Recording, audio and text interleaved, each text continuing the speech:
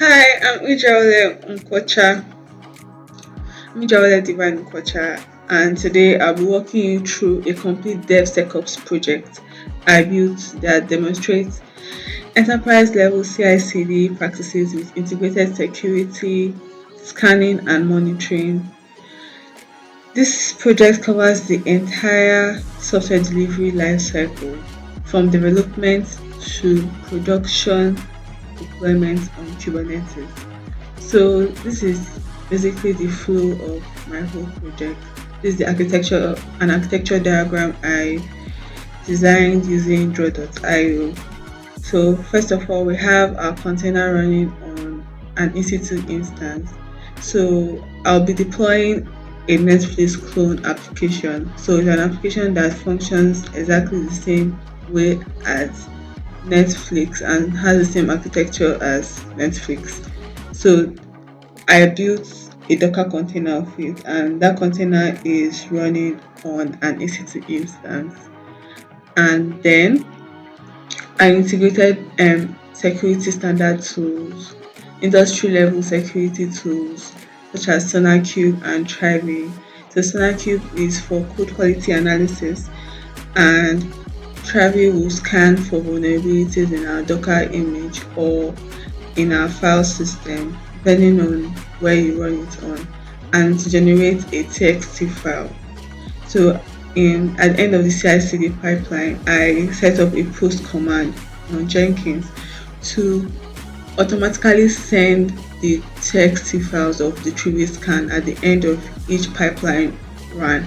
So it's going to send me an email, and in that email attached to it will be the result of our scan made by Trivy. And then if we go on to SonarQube, we'll be able to look at code smells and other vulnerabilities that SonarQube identified. And then this is my Docker container, which I am storing in on Docker Hub. So Docker Hub is the container registry I'll be using for this project. The other container registry like the one native to AWS, which is Amazon ECR. So I could easily have pushed it there, but decided to use Docker Hub as my container registry. So this is the image name, the container name ijawale/Netflix, and this is what I put in my manifest files on Kubernetes. And I also showed and integrated monitoring. So I use Prometheus and Grafana. Prometheus for scraping out up metrics from my application, and Grafana for displaying and visualizing those metrics in the form of dashboards. So I specified which metrics I wanted to look at, and I chose to look at the CPU and memory and other important metrics as well, and everything will be displayed on the dashboard. I also use Node Exporter for exporting metrics from nodes. So I also integrated monitoring and in my Kubernetes server, because my cluster, I used my local machine as the cluster.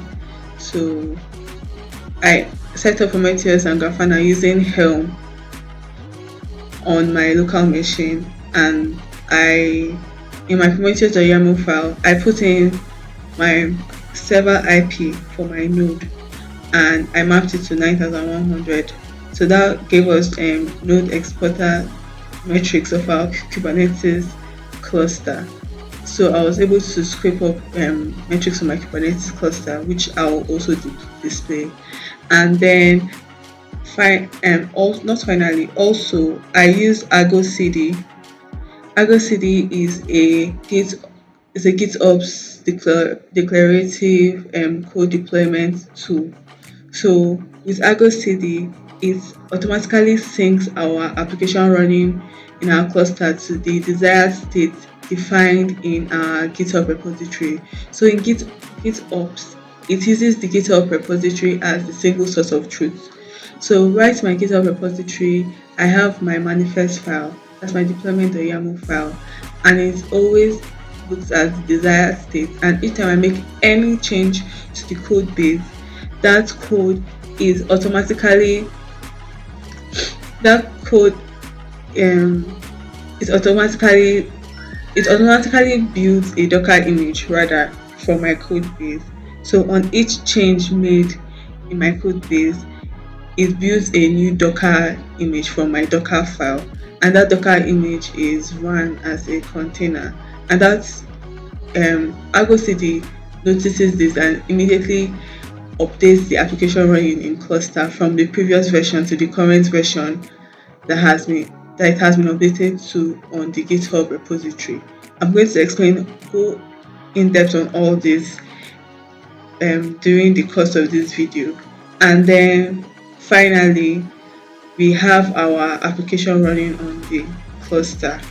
So yeah, to expose this application now, I use node pods as my service as how I chose to expose my application. So in my service.yaml file, I chose node pods instead of cluster IP or load balancer. I chose node pods, and in node pods I chose a port number between 27,000 to 35,000 if I'm not mistaken. Anyways, I chose port 30,014. So I mapped my server IP, that's my node IP. I exposed port 30,014 in my security group, and then I mapped 30,014 to the node IP and I pasted it on my browser, and then I could access my Netflix application. So, and that's to show you any change I made will be automatically synced by ArgoCD and deployed automatically. So now let's get into this project. So this project uses industry standard tools. Let me go to my instances. So I use Jenkins for CI/CD, SonarQube and Trivy for security scanning, Prometheus and Grafana for monitoring, and ArgoCD for GitOps deployment to Kubernetes. So let me choose the ones that are currently running. Let me filter it to the ones that are currently running. So this is my Netflix. This is my monitoring server. The server I use for monitoring is a T2 medium, and on it is Prometheus and Grafana, and my Prometheus.yaml file is also here. This is where I set up my tools. Then this is in my now this Netflix is the main server. This Netflix contains Jenkins, SonarQube, Trivy, Prometheus. Okay, no, it doesn't have Prometheus and Grafana, but it also has our application running as well. So when I copy the IP, okay, one thing I also did was that I set up an elastic IP address for my monitoring server and my main server that has my Jenkins and SonarQube running on it. It's because this project took me a span of days because I was juggling other responsibilities.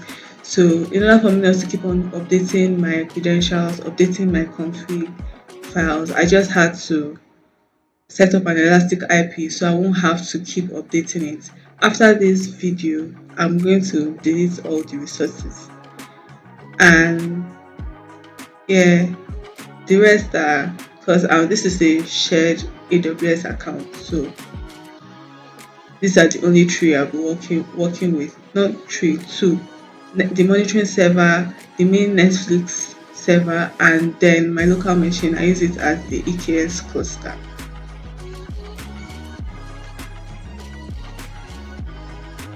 Alright. So I'm going through the security group of my Netflix server now. So as you can see here, port 22 is open for SSH access, port 8081 is the port open for my application to run, port 9000 is for SonarQube, 443 is for HTTPS, 8080 is for Jenkins, and 80 is for HTTP. So the security is configured to specific port access. Jenkins on 8080, SonarQube on 9000, and monitoring on, okay, I won't open monitoring here, but on my monitoring server, port 1990 is open for Prometheus, and port 3000 is open for Grafana, while node exporter 9100 is open for it. So the application, let me, because I removed the container, let me run the container and go through the application process for you. This is security group of my monitoring server. This is launch user 10, the other one's launch user 9. So now this 1990 is for Prometheus, port 22 is for SSH access, 9100 is for node exporter, and 3000 is for Grafana. So these are my two servers and their security group settings. Hold on. So to access the application, I just need to get my public IP address, and I expose the application on port 8081. So in here, I just need to put the IP address and map it to 8081, and now we have my Netflix clone application.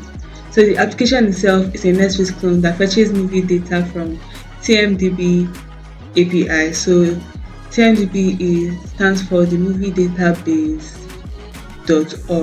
Is a website that has different movies on it. So I got my own personal API key, and when I was building the Docker image, I passed the API key as a build argument.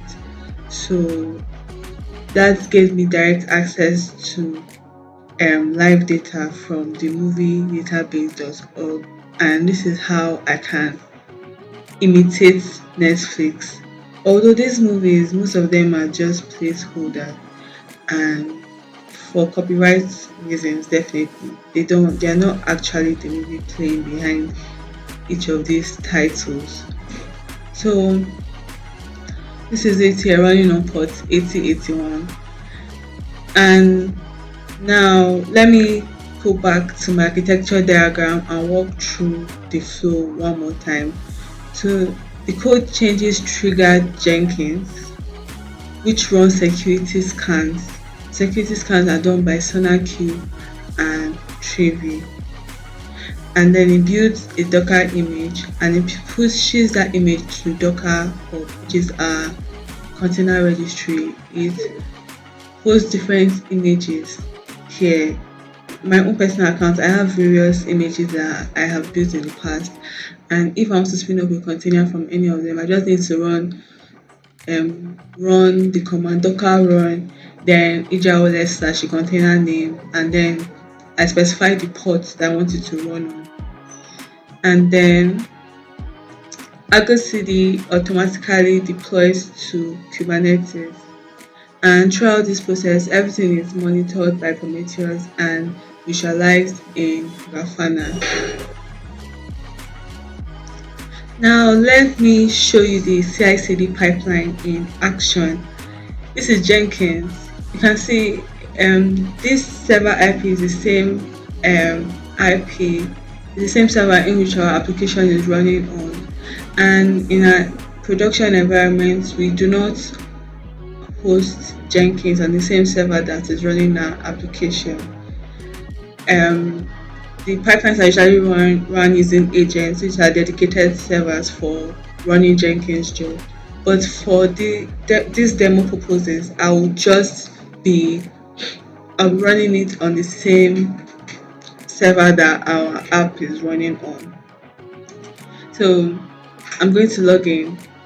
I've already configured my Jenkins to use this username and password, and I am an admin, so I be able to have admin privilege to do everything here on Jenkins. So my last build failed, and it failed because I already had the container running. I forgot to delete it before running the pipeline again. So it couldn't build a container that already exists, so it's failed. But I've deleted the container now, so this will be running from scratch. So hold on, hold on.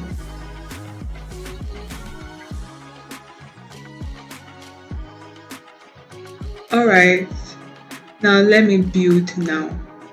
So after I build it, I'm going to go to configure and show you the behind the scenes of this pipeline. So this is currently running. I'm going to go into it, and while it's also running, this is it on Blue Ocean. This plugin just lets Jenkins look more modernized and visually appealing, and it also has a beautiful display of our pipeline running live. So this pipeline has several stages. It has the workspace cleanup, then it checks us out from Git, then it runs SonarQube analysis, runs dependency scanning, and then it runs an OWASP dependency scan. So OWASP is a body that monitors like vulnerabilities in packages, where people can report vulnerabilities that they found in using packages on. So it just lets everyone know about applications that are widely used, any dependencies or any vulnerabilities that hackers can exploit and inevitably hack into your system. And so that's what OWASP does. So it runs the scan, then it builds our images and pushes it, and then Trivy scans it, and then it now deploys the container. So this is it. So I'll go into each of this stage, like what goes on individually. So this is it. So you can see it's successful. That's why it was green. Initially, before I ran it, the last build was not successful, so it was red. So now our CI/CD pipeline has built successfully. Now let me go to configure so we can walk through what went on in this build.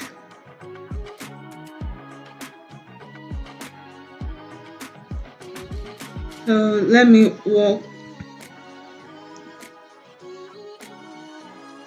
show you the CI/CD pipeline in action. Okay, first it cleans the workspace and pulls the latest code from GitHub. So after you've pushed, it now pulls the latest changes from GitHub, and then it checks that out. It cleans the workspace and checks it out. Then SonarQube analysis is done. So let me show you on SonarQube itself what's going on. As you can see, the last analysis that was done 6 minutes ago, it passed it, and you can see it ran through 3.1k lines of code to check for any vulnerabilities, and you can see it passed with an A. This E is here, but it's not major. You can see the rating down here. You can see this is the summary of all the ratings that has been done, and as you can see now, it has passed. Then back here it installed dependencies that were needed to run this code, and the OWASP dependency check scans for vulnerable libraries in our node.js dependency. This caught several moderate severity vulnerabilities in our npm packages, and then here the image is successfully pushed to to Docker Hub with the latest tag.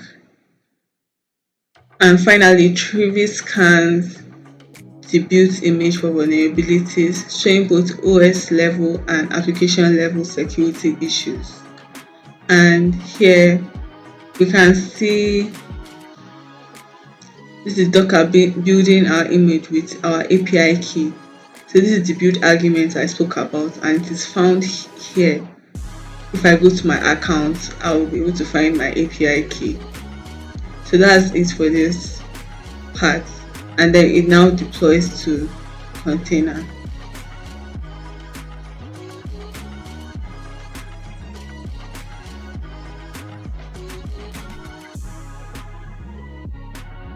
So earlier I mentioned that at the end of our pipeline, let me go through the CI/CD pipeline actually.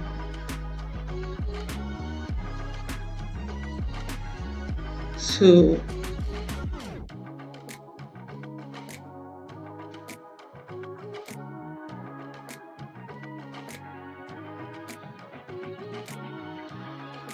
I'm going to click on Netflix.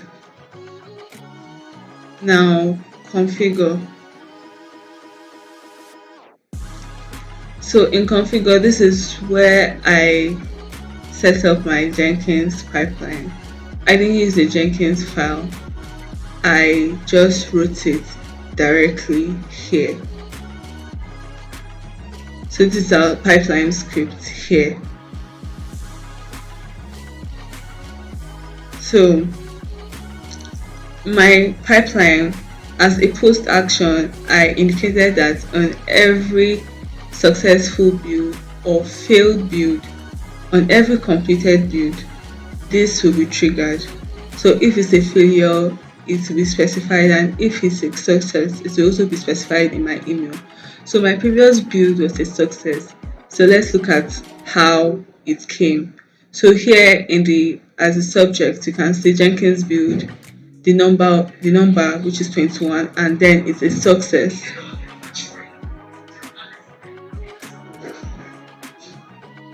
And then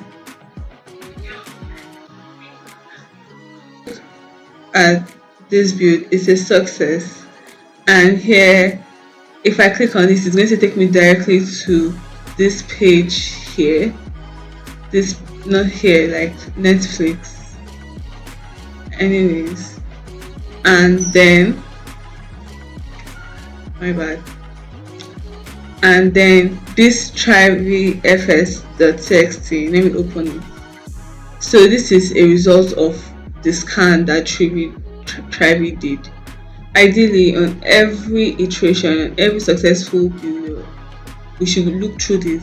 So here you can see it identified 9 vulnerabilities, and this is not for our image, this is for our packages used to build that image. So it went to our package log.json, which has each of the packages that we installed or set up in order to set up our application.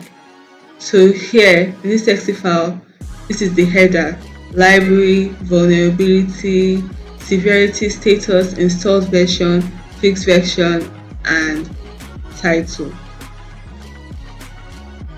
Yeah. So now then this is where we now see ES build. This is vulnerability. The severity is medium.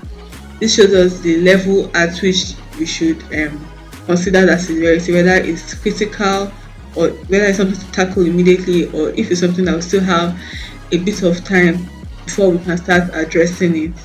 The status is fixed, and yes, so it shows the status. If it's not fixed, it's also going to specify that it has not been fixed, and then the version as well will also be specified. And then the other text file we have here is for the image itself. So this is my image name, ijawole/Netflix, and then the tag is latest. Vulnerabilities found, 3 vulnerabilities, and you can see the severity high, okay, and the status is been fixed. So we can see the importance of Trivy here. So anything that hasn't been fixed is to specify, and we can choose to immediately discard of whatever. Like we can choose to pick it up with the people that maintain the software we're using, or we can choose to go with a different software that does the same, that has the same purpose, but does not have that vulnerability to be exploited. Okay, so that's it. So this multi-layer security approach ensures we catch issues at code level, dependency level, and container image level before deployment.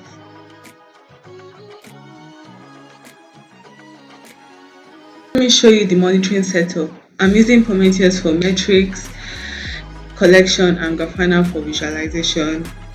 So in Prometheus, all our targets are healthy. The Jenkins server, the the node exporters here, and Kubernetes cluster here are all up. And then Prometheus 2 is also up.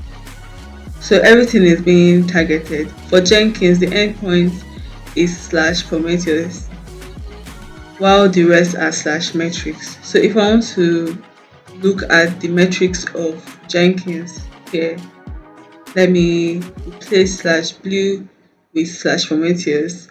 We'll see everything that is being scripted.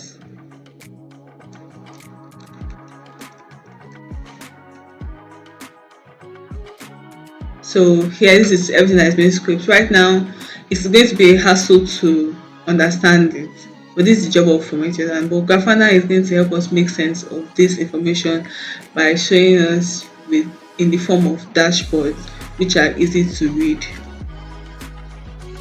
Now I'm on Grafana and I'm going to show you the dashboards that I have here. So I have a dashboard for Jenkins, and if I open it, you see various dashboards for different metrics. So for here, you can see the Jenkins health, you can see there are no nodes offline, you can see total jobs. This is things up to date, but the successful jobs that it has accounted for is 1, and failed job is 1. CPU usage, look at the memory usage. So these are all necessary metrics that I should consider, or that should be considered to know the health of our dashboard. And now I'm going to go home and I'll look at another dashboard. Let me look at the node exporter dashboard too. So now for the node exporter dashboard, this is for our cluster. This is Kubernetes. Okay, so I have one here for Kubernetes. So this is monitoring the health of our Kubernetes cluster. So you can see here CPU for our application running on the cluster, memory. So I'm going to filter through what I need. Here I can filter through last 24 hours, or I can filter last 15 minutes depending on what I need. And I can also modify the time zone. So right now it's West African time, which I'm in Nigeria, so this is accurate to my location.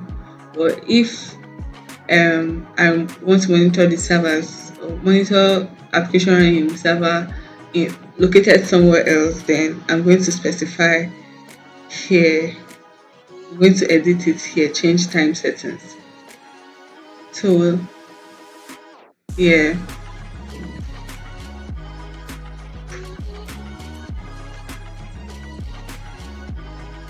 so the monitoring setup provides visibility into both infrastructure health and application performance, crucial for maintaining production system.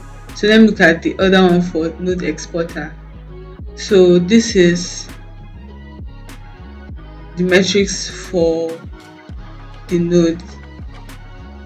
So you can also see the CPU, system load, RAM use 33.3%, which is high.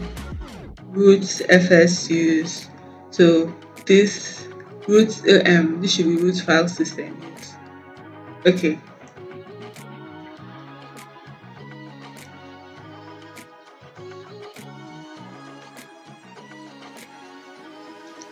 Now finally, let me show the GitOps deployment with ArgoCD. So you can see the app health is healthy and status is synced. Our latest application is deployed and synced with the Git repository. Any changes to the Kubernetes manifest automatically triggers deployment updates. So I just need to just automatically syncs, but in an advent that it doesn't sync, I just click on sync here and then it syncs. But it does automatically, and as I mentioned earlier, it views our GitHub repository as a single source of truth. So it doesn't need to wait for our pipeline to completely deploy successfully before changes are synced to our running application. Instead, it syncs directly with the desired state as stated on our GitHub repository. So here are the running pods on our EKS cluster. This is the running pod, and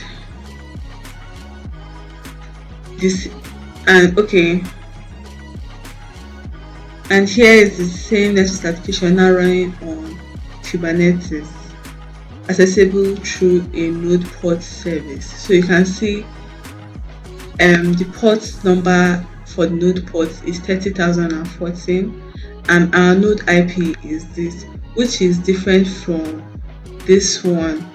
Sorry, not this one. This one that I deployed earlier. This is it running locally on our container on the Jenkins server, while this is deployed via Kubernetes on the node port service. So this is the node port. So this demonstrates the complete journey from code commit to production deployment with automated security scanning and monitoring throughout. So this is the whole project from code commit to deployment. Then let me go back to the architecture overview. So now this project demonstrates enterprise level DevSecOps practices, including automated CI/CD with security integration, multi-layer vulnerability scanning, infrastructure monitoring, and GitOps deployment to Kubernetes. And it has production ready architecture pattern. So the skills shown here are Jenkins pipeline configuration, security tools integration, Kubernetes orchestration, and monitoring setup, and are directly applicable to real-world DevOps roles. So you can find the complete code, configuration files, and set of instructions in my GitHub repository. Thanks for watching, and feel free to reach out if you have any questions about the implementation, or if you want to implement something like this and you want to know the costs implicated, what you need to put in place in order for this to be a success. Thank you. My name is Ijaule Divine once again, and I am a DevOps engineer.